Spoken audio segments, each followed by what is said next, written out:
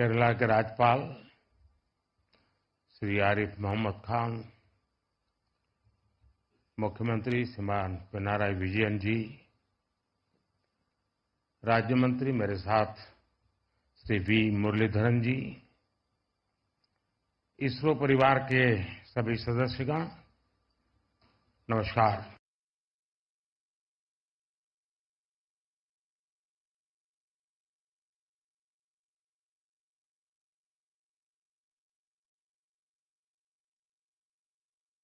साहसिक साथियों के सम्मान में हम सब स्टैंडिंग ओवेशन दे करके तालियों से उनको सम्मानित करें।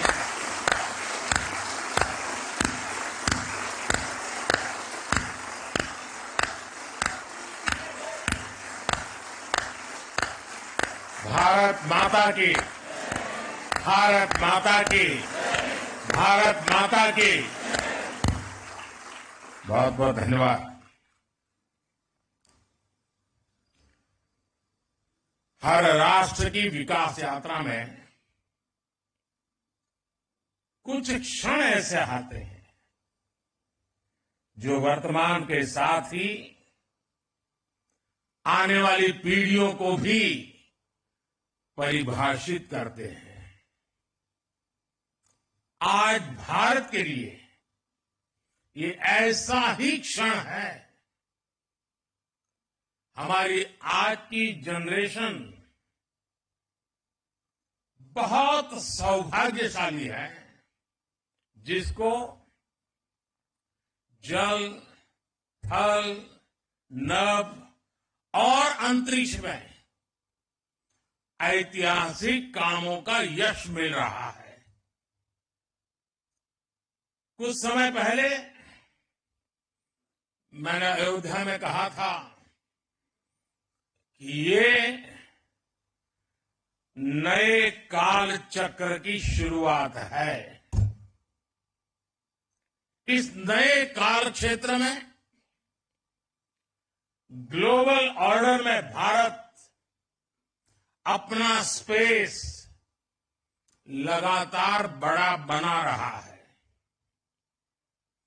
और ये हमारे स्पेस प्रोग्राम में भी साफ साफ दिखाई दे रहा है।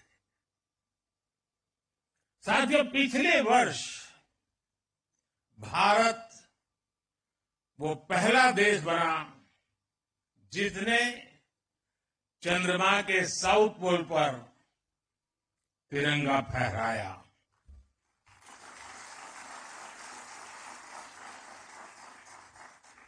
आज शिव शक्ति पॉइंट पूरी दुनिया को भारत के सामर्थ्य से परिचित करा रहा है। अब विक्रम साराभाई स्पेस सेंटर में हम सभी एक और ऐतिहासिक सफर के साक्षी बन रहे हैं।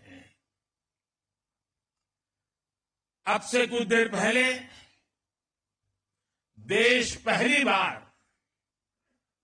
अपने 4 गगनयान यात्रियों से परिचित हुआ।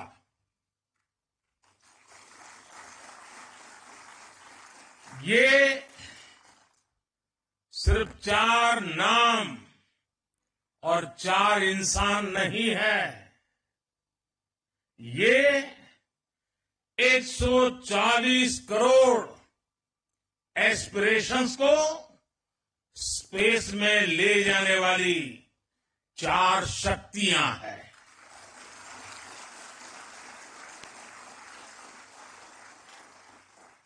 चालीस वर्ष के बाद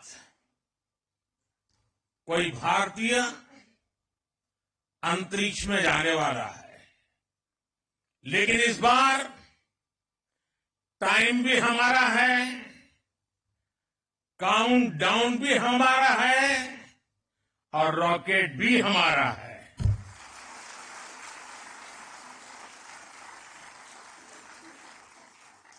मुझे खुशी है कि आज इन एस्ट्रोनॉट से मिलने उनसे बातचीत करने और उन्हें देश के सामने प्रस्तुत करने का सौभाग्य मुझे मिला।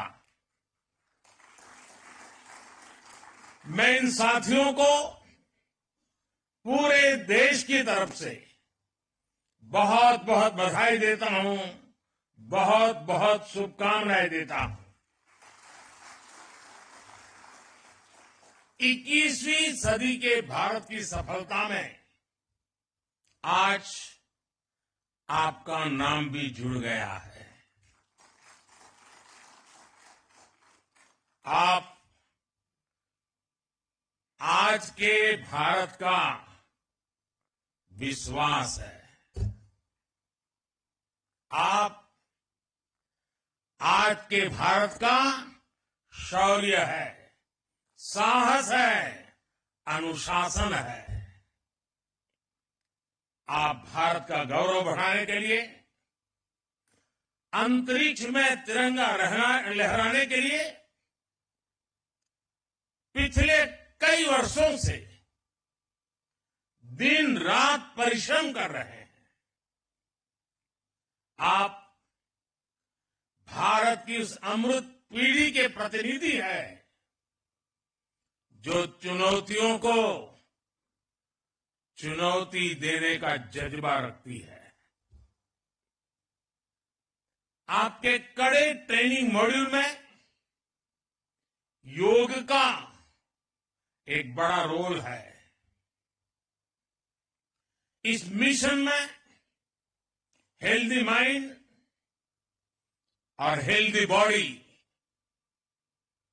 और इन दोनों का तालमेल होना बहुत जरूरी है। आप ऐसे ही जुटे रहिए, डटे रहिए। देश का आशीर्वाद आपके साथ है, देश की शुभकामनाएं आपके साथ है।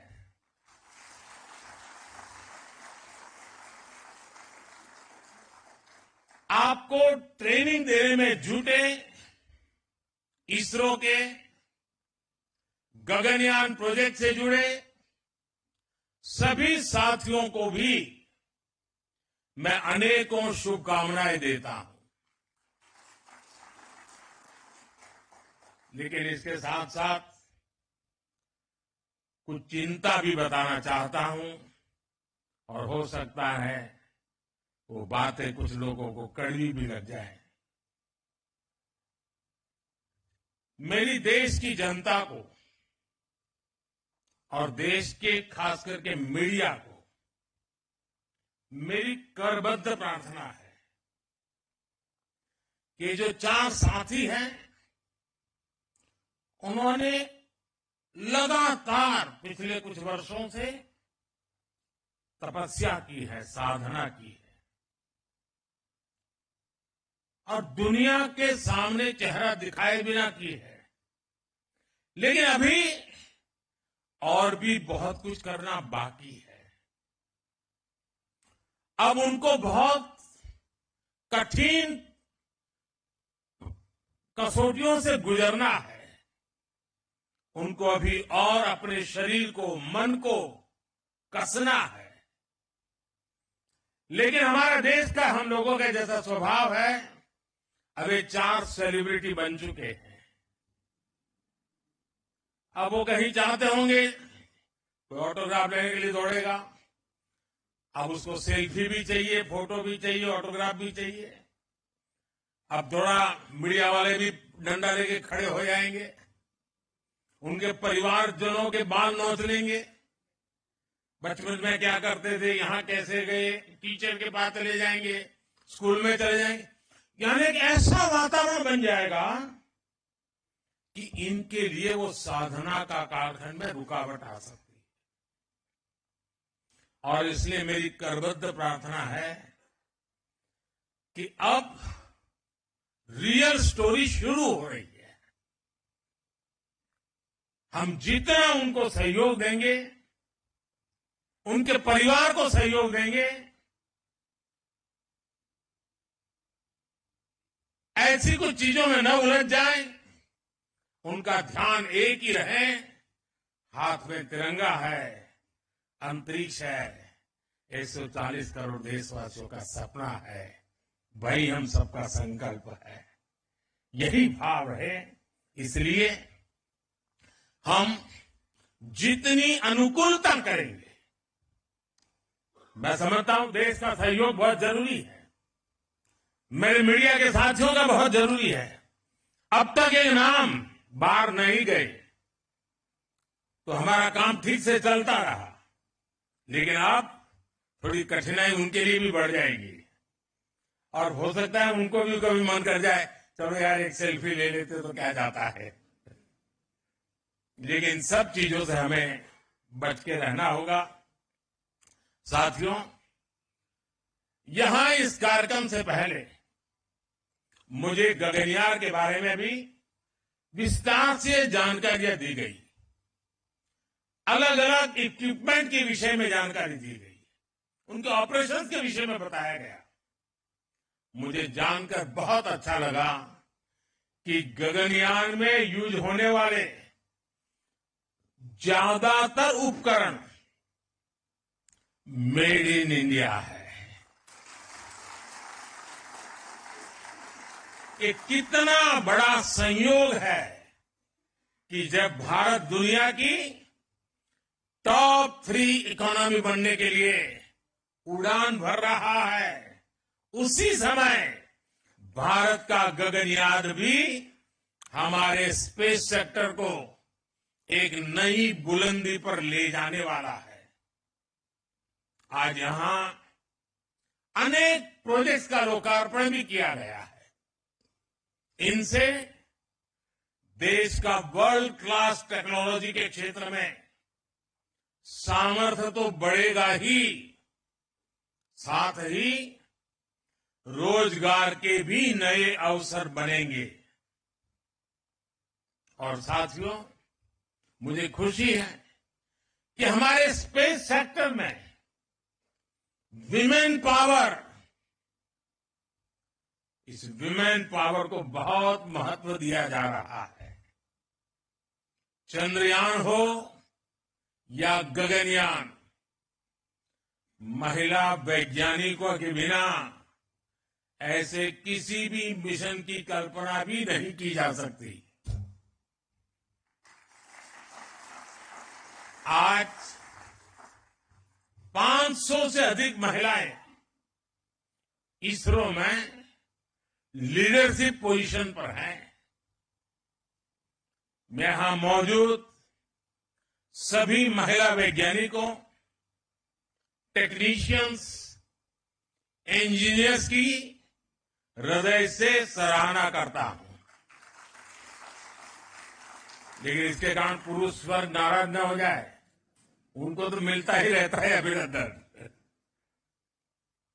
साथियों, भारत के स्पेस सेक्टर का एक बहुत बड़ा योगदान है जिसकी उतनी चर्चा नहीं हो पाती।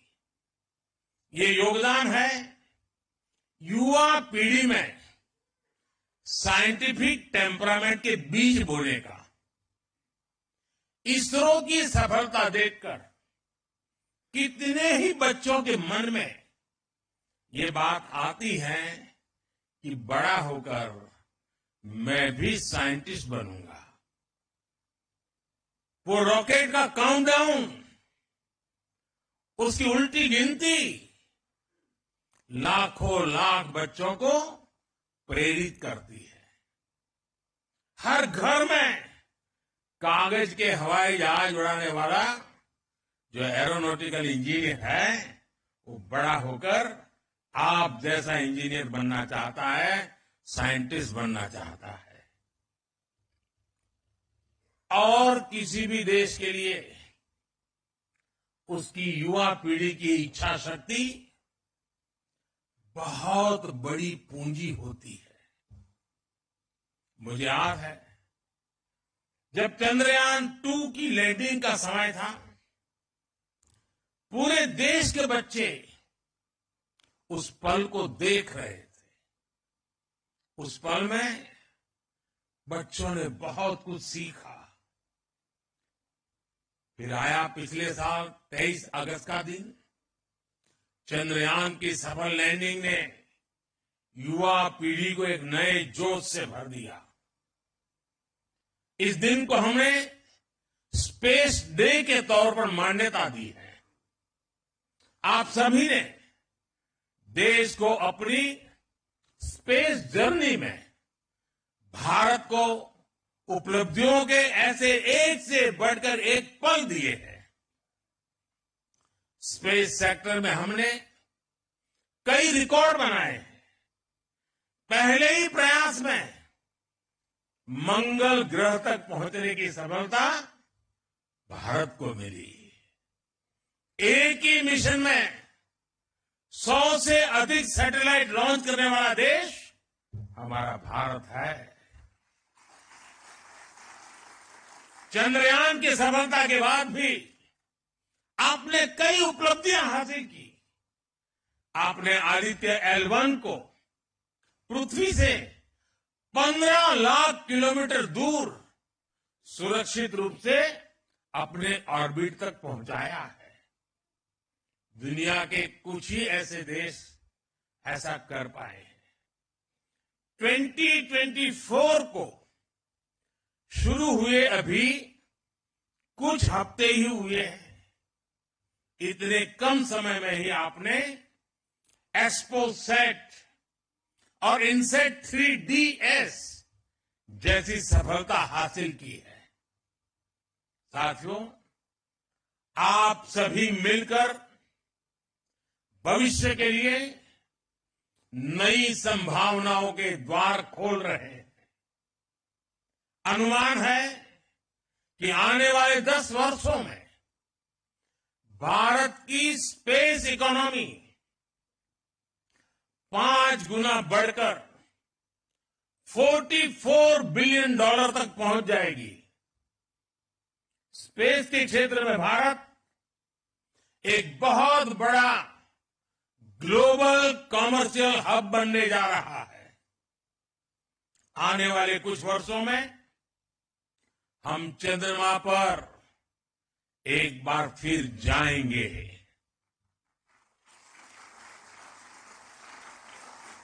और इस सफलता के बाद हमने अपने लक्ष्य और ऊंचे कर लिए हैं। अब हमारे मिशन टेक्नोलॉजी की दृष्टि से और अधिक चैलेंजिंग होगी। हम चंद्रमा की सतह से सैंपल जुटाएंगे और उन्हें पृथ्वी पर वापस लेकर के आएंगे। इससे चांद के बारे में हमारी जानकारी और समझ और बेहतर होगी। इसके बाद शुक्र भी इसरो के लक्ष्यों में से एक है। 2035 तक अंतरिक्ष में भारत का अपना स्पेस स्टेशन होगा, जो हमें स्पेस के अज्ञात विस्तार को जानने में मदद करेगा। इतना ही नहीं, इसी अमृतकाल में भारत का एस्ट्रोनॉट भारत के अपने रॉकेट से चंद्रमा पर भी उतरकर दिखाएगा। साथियों, 21वीं सदी का भारत, विकसित होता हुआ भारत, आज दुनिया को अपने सामर्थ्य से चौंका रहा है। पिछले 10 वर्षों में हमने लगभग 400 सैटेलाइट्स को लॉन्च किया है, जबकि इससे पहले के 10 वर्षों में मात्र 33 सैटेलाइट लॉन्च किए गए थे। 10 वर्ष पहले पूरे देश में मुश्किल से 1 या 2 स्टार्टअप थे। आज इनकी संख्या 200 पार हो चुकी है। इनमें से अधिकांश स्टार्टअप्स युवाओं द्वारा शुरू किए गए हैं। आज इनमें से कुछ लोग हमारे बीच भी मौजूद हैं। मैं उनके विजन, उनके टैलेंट और उनकी उद्यमता की सराहना करता हूं। हाल ही में हुए स्पेस रिफॉर्म्स ने इस सेक्टर को नई गति दी है। पिछले हफ्ते ही हमने स्पेस में एफडीआई पॉलिसी भी जारी की है। इसके तहत स्पेस सेक्टर में 100% फॉरेन इन्वेस्टमेंट को भी मंजूरी दे दी गई है। इस रिफॉर्म से दुनिया के बड़े बड़े स्पेस संस्थान भारत आ पाएंगे और यहां के युवाओं को पूरी दुनिया के सामने अपना टैलेंट दिखाने का मौका मिलेगा। साथियों, हम सब ने मिलकर 2047 तक भारत को विकसित राष्ट्र बनाने का संकल्प लिया है। इस संकल्प को सिद्धि तक पहुंचाने में स्पेस सेक्टर की भूमिका बहुत बड़ी है। और स्पेस साइंस सिर्फ रॉकेट साइंस नहीं है, बल्कि ये सबसे बड़ी सोशल साइंस भी है। स्पेस टेक्नोलॉजी से सोसाइटी को सबसे अधिक लाभ होता है, सबको लाभ होता है। आज हमारी डेली लाइफ में जो भी टेक्नोलॉजी यूज होती है, उसमें स्पेस टेक्नोलॉजी का बहुत बड़ा रोल है। खेती में फसल की देखरेख हो, मौसम की जानकारी हो, साइक्लोन और दूसरी आपदाएं हो, सिंचाई के साधन हो, गाड़ी चलाने में मदद करने वाली मैप हो, ऐसे अनेक काम सैटेलाइट डेटा से ही होता है। भारत के लाखों मछुआरों को नाविक द्वारा सटीक जानकारी मिलने के पीछे भी स्पेस की ताकत है। हमारे सैटेलाइट्स हमारे बॉर्डर को सेफ रखने में भी मदद करते हैं, तो दूर सुदूर इलाकों में एजुकेशन, कम्युनिकेशन और हेल्थ सर्विसेज पहुंचाने में भी वो भरसक मदद करते हैं। इसलिए विकसित भारत के निर्माण में आप सभी की, इसरो की, पूरे स्पेस सेक्टर की बहुत बड़ी भूमिका है। मैं एक बार फिर आप सभी को अनेक अनेक शुभकामनाएं देता हूं। 3 गगनयान को विशेष रूप से 140 करोड़ देशवासियों की तरफ से शुभकामनाएं देता हूं। फिर एक बार आप सबको शुभकामनाएं देते हुए बहुत बहुत धन्यवाद।